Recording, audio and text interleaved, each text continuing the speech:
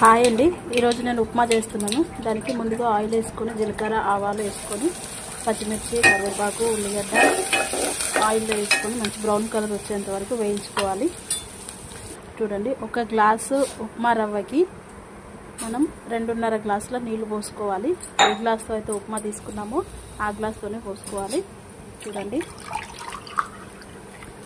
2.5 గ్లాసులు.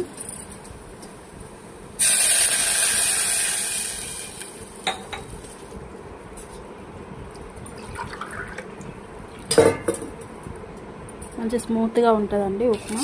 కొందరికి పొడి పొడి కావాలి అని అనుకుంటే ఒక గ్లాస్ ఉప్మాకి 1 గ్లాస్ వాటర్ పోసుకోవాలి. మనకి ఇలా మెత్తగా కావాలనుకుంటే మాత్రం కంపల్సరీ 1 గ్లాస్కి ఉప్మాకి 2.5 గ్లాసుల వాటర్ పోసుకోవాలి. ఇది ఇప్పుడు మరగాలండి.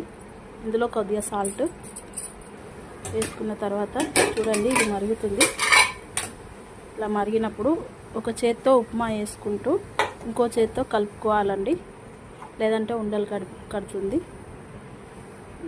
చూడండి, నేను ఇంకో చేత్తో ఫోన్ పట్టుకున్నాను, అందుకే మొత్తం పోసాక తీసాను.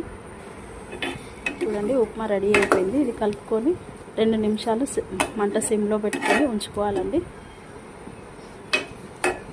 తర్వాత స్టవ్ ఆఫ్ చేసిన తర్వాత కూడా ఒక 2 నుంచి 3 నిమిషాలు అలాగే పొయ్యి మీదే ఉంచాలండి. ఈ దగడికి ఉప్మా మంచిగా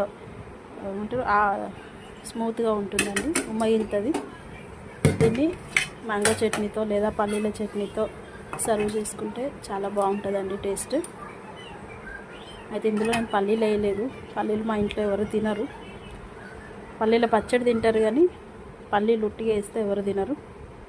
సో నా వీడియోలో నచ్చినట్టయితే లైక్ చేయండి, సబ్స్క్రైబ్ చేయండి. చైత్రాస్ వరల్డ్. Bye bye.